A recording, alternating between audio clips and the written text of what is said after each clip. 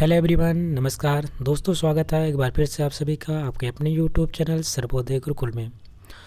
दोस्तों, आज की इस वीडियो में हम लोग पढ़ने जा रहे हैं यूपी बोर्ड कक्षा 6 का साइंस यानी विज्ञान चैप्टर नंबर 2 है पदार्थ एवं पदार्थों के समूह। ठीक है, यहाँ पे एवं लिख लीजिएगा,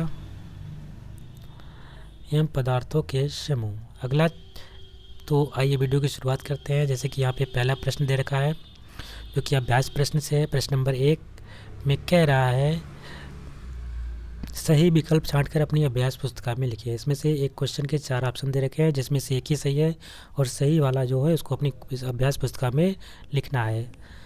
प्रश्न नंबर का है वर्गीकरण आवश्यक होता है। पहला ऑप्शन है वस्तुओं को व्यवस्थित रखने में, दूसरा वस्तुओं एवं पदार्थों गुणों को आसानी से समझने में, तीसरा है विद्यालय के पुस्तकालय हेतु। तो इसका राइट आंसर होगा ऑप्शन नंबर 4, यानी कि सभी सही है। उपरोक्त में से जितने भी ऑप्शन दे रखे हैं वर्गीकरण इसीलिए करते हैं कि वस्तु को हम व्यवस्थित तरीके से रख सकें, वस्तु एवं पदार्थों के गुणों को आसानी से हम समझ सकें, विद्यालय के पुस्तकालय है तो भी हम उसका वर्गीकरण करते हैं कि किस कक्षा में कौन सी पुस्तक इस्तेमाल होगी, किस कक्षा में कौन सी पुस्तक इस्तेमाल होनी है, उसका हम वर्गीकरण अलग अलग तरीके से करते हैं। प्रश्न नंबर का है किसी द्रव को गर्म करने पर वह बदल जाता है। किस में बदल जाता है?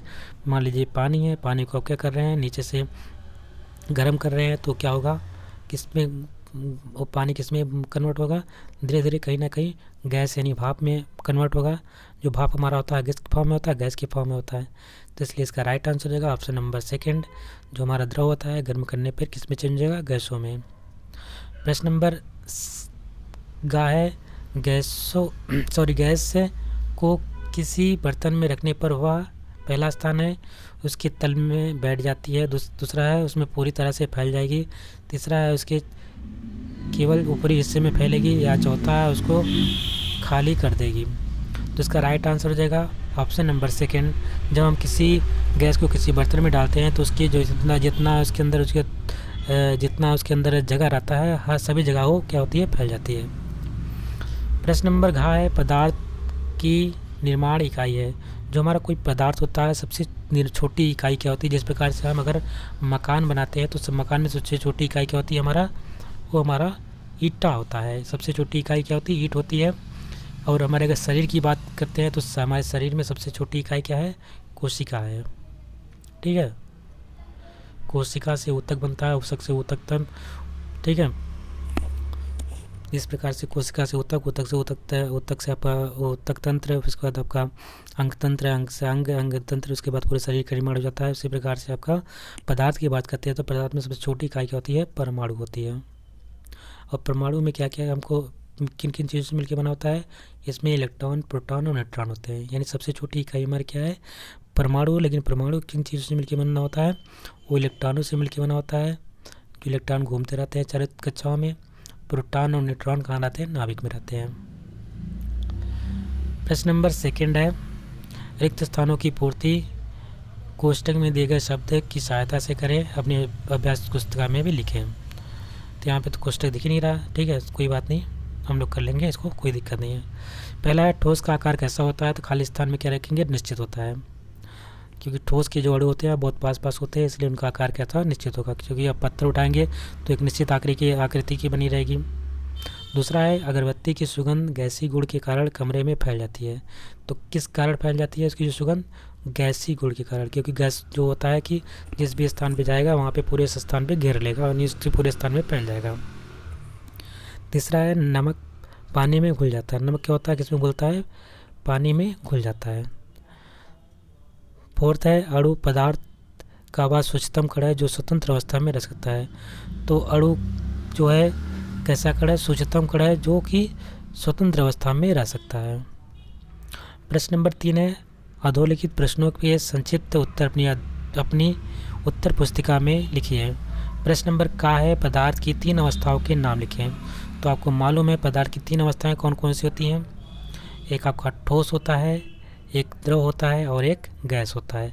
अगर तीनों को हम समझने की कोशिश करें तो ठोस के जो अणु होते हैं बहुत पास होते हैं। ठीक है, और इनका आकृति निश्चित होता है। गैस के द्रव की बात करते हैं तो इनके थोड़े दूर होते हैं। और गैस में बहुत दूर दूर होते हैं, ठीक है। यानी कि जो इनके अणु होते हैं बहुत पास पास, इसके थोड़े दूर दूर, लेकिन गैस में उनके अणु बहुत दूर दूर होते हैं।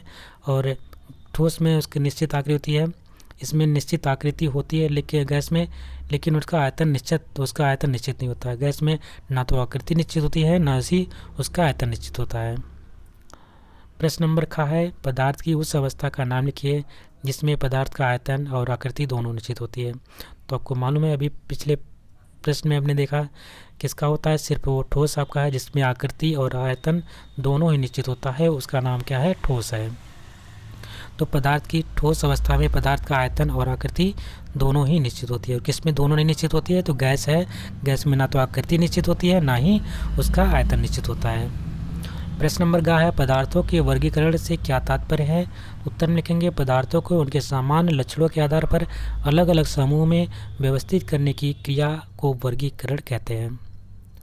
प्रश्न नंबर घ है, परभाषी किसे कहते हैं। इंपॉर्टेंट क्वेश्चन है।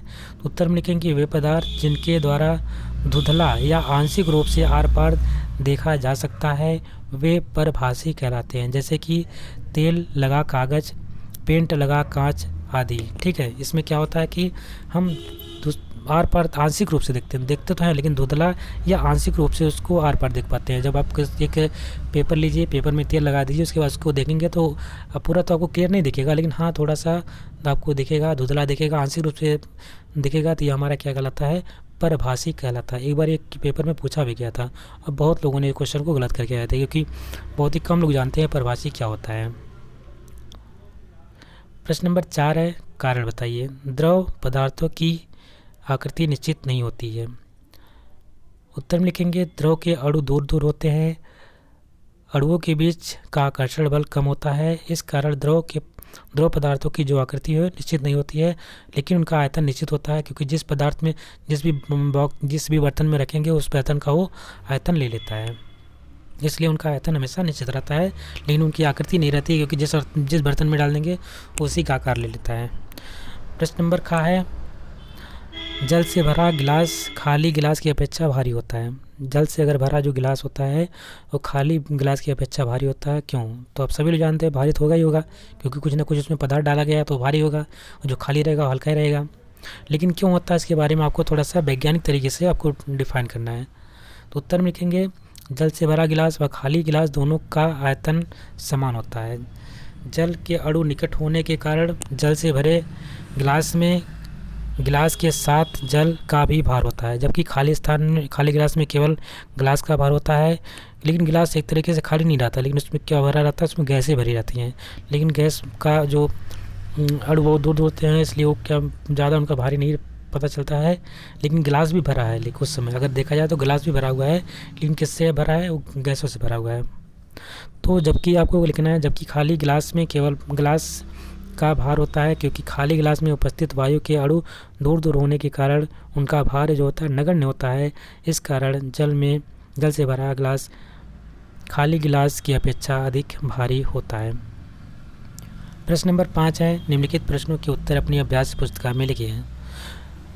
प्रश्न नंबर का कहता है कि एक प्रयोग बताएं जिससे स्पष्ट होता है कि पदार्थ स्थान घेरता है। तो आपको एक प्रयोग करना है, उसमें आपको बताना है कि किस प्रकार से कोई पदार्थ हो स्थान घेरता है। तो उत्तर में लिखेंगे, आपको क्या लेना है कि गुब्बारा लेना है, उसमें फूंक द्वारा हवा भरे। यहाँ पे लिख लीजिएगा फूंक मार करके उसमें हवा भरे। हवा भरने पर गुब्बारे फूलने लगता है और स्थान घेरता है। तो जिस स्थान में देखेंगे तो कहीं ना कहीं वो बड़ा होगा, फूलेगा, तो क्या करेगा, स्थान घेरता है। इस प्रकार से में क्या होता है कि जो अतः स्पष्ट होता है कि पदार्थ स्थान घेरता है। सेकेंड इसमें खा प्रश्न, किसी पदार्थ को ठोस अवस्था से द्रव अवस्था तथा द्रव अवस्था से ठोस अवस्था में कैसे बदला जा सकता है। तो उत्तर में लिखेंगे, किसी वस्तु के ताप में परिवर्तन करके उसकी अवस्था में परिवर्तन किया जा सकता है। जैसे कि बर्फ को अधिक तापमान में रखने पर ठोस अवस्था यानी बर्फ से द्रव अवस्था यानी पानी में, तथा पानी को अगर हम 0 डिग्री सेंटीग्रेड तक ठंडा करने पर द्रव अवस्था यानी पानी से ठोस अवस्था यानी कि बर्फ अवस्था में परिवर्तित किया जा सकता है। यानी कह सकते हैं, अगर कोई चीज़ है उसके हम टेम्परेचर बढ़ा करके या घटा कर यानी उसके टेम्परेचर में परिवर्तन करके उसके हम अवस्था में भी परिवर्तन ला सकते हैं। जैसे आपने देखा कि मतलब कोई बर्फ़ है, उसको हमने टेम्परेचर थोड़ा ज़्यादा दिया तो क्या हुआ, पिघल करके द्रव में बदल गया। फिर हम उसी अगर देखें द्रव को फिर से हम बर्फ़ करना चाहें तो उसको क्या टेम्परेचर कम दिए, 0 डिग्री सेंटीग्रेड तक ले गए, तो क्या हुआ कि वो क्या हुआ था कि द्रव से किस में कन्वर्ट हो गया, बर्फ़ में, यानी ठोस अवस्था में चला गया। तो इस प्रकार से हम कह सकते हैं कि किसी पदार्थ को ठोस अवस्था से द्रवावस्था या द्रवावस्था से ठोस अवस्था में बदलने के लिए हमें क्या आवश्यकता है, उसके टेम्परेचर में परिवर्तन। प्रश्न नंबर गा है, ठोस अवस्था और गैस में अंतर उदाहरण सहित स्पष्ट कीजिए। ठोस द्रव गैस में दोनों में अंतर को बताना है। उत्तर में लिखेंगे, ठोस पदार्थों में कण बहुत पास पास होते हैं, इनमें आपसी आकर्षण बल बहुत अधिक होता है। जब पास पास रहेंगे जाहिर सी बात है, जब आकर्षण बल अधिक रहेगा तो और पास ही रहेंगे। दूसरा है कि जो इन्हें एक साथ बांधे रखता है। ठोस के कण स्थिर होने के कारण इनकी आकृति एवं आयतन निश्चित होता है। जैसे इसके उदाहरण है कांच है, पत्थर है इत्यादि, बहुत चीज़ें हैं। जितनी लकड़ी उकड़ी जो भी सामने तुम्हें दिख रही है सब ठोस है, वो सब आपके इसके अंतर्गत आ जाएंगे। द्रव की बात करते हैं तो द्रव के जो अणु होते हैं एक दूसरे से दूर दूर होते हैं और आपसी आकर्षण बल ठोस की तुलना में थोड़ा कम होता है। इसी कारण द्रव की आकृति निश्चित नहीं होती, किंतु उनका आयतन जो होता है निश्चित होता है। जैसे जल है।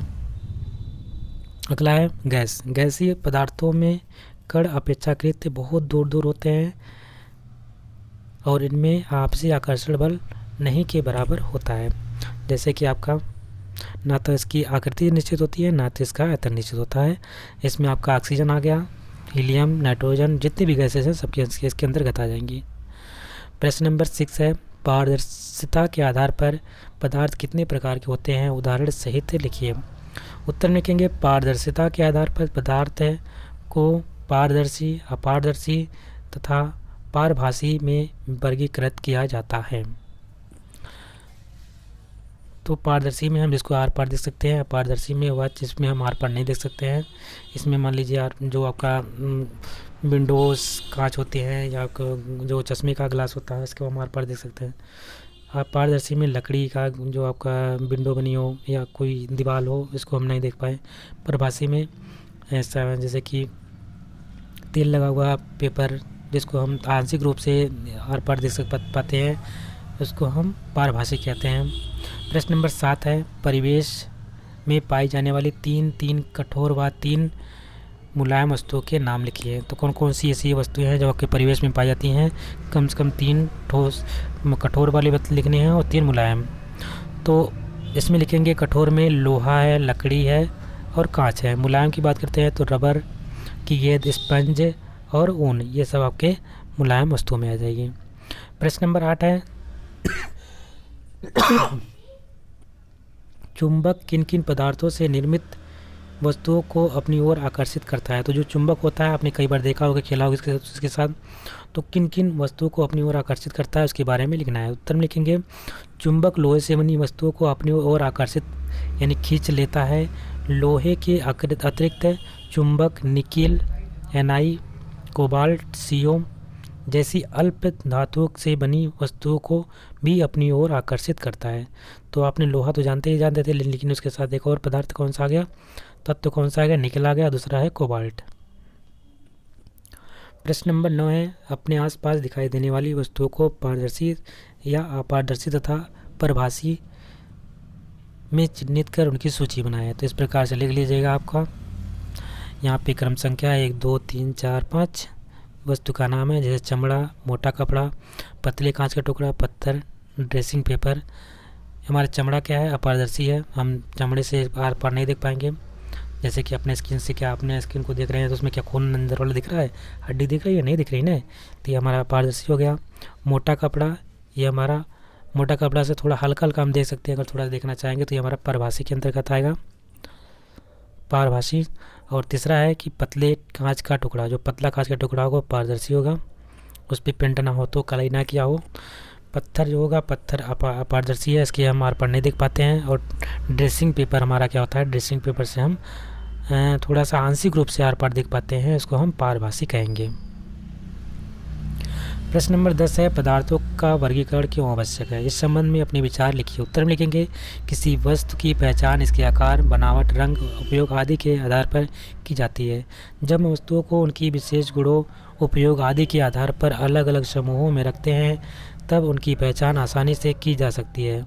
वस्तुओं को उनके सामान्य लक्षणों के आधार पर अलग अलग समूह में व्यवस्थित करने की प्रक्रिया को वर्गीकरण कहते हैं। पदार्थ की बाह्य संरचना के आधार पर वर्गीकरण भौतिक वर्गीकरण कहलाता है तथा आंतरिक संरचना के आधार पर वर्गीकरण रासायनिक वर्गीकरण कहलाता है। इसके साथ ये चैप्टर कंप्लीट होता है। आशा करते हैं आपको वीडियो अच्छी लगी होगी। अगर आपको वीडियो अच्छी लगी है तो इसको लाइक करिएगा, शेयर करिएगा। चैनल पर नए हैं तो चैनल को सब्सक्राइब कर लीजिएगा। मिलते हैं एक नए वीडियो में, तब तक के लिए नमस्कार, जय हिंद।